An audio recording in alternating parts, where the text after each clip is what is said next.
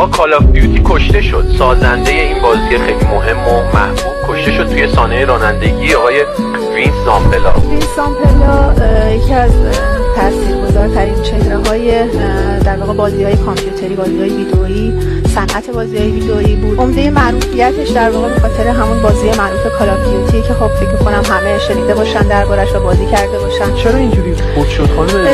خب ایشون با خودروی فراری خودشون توی یکی از بزرگراه‌های جنوب کالیفرنیا در حال حرکت بودن و خب همونطور که فیلم‌هاشو هم همه دیدن با سرعت خودروی ایشون از یک تونل خارج میشه و یک مانع بتونی برخورد میکنه، آتش میگیره همون لحظه و خب ایشون با یک سرنشین دیگه بودن توی خودرو که همونطور که توی فیلم‌ها هست یکی از سرنشین‌ها اون سرنشین بعدی پرتاب میشه بیرون و خب حالا یه عده میرسن و هرچند ایشون هم فوت میکنه. و اول به نظر میرسه که فوت ایشون شایع است و گفته شد که شاید چون یک شنبه اصلا اتفاق افتاد و گفته میشد که این صحت نداره، ولی خب دختر ایشون چیزی در این باره منتشر نشده که حالا ایشون تو حالت عادی بودن یا اصلا دلیل اینکه این خودرو یه به مانع برخورد کرد چی بود. شما دیدید دیگه تصویرش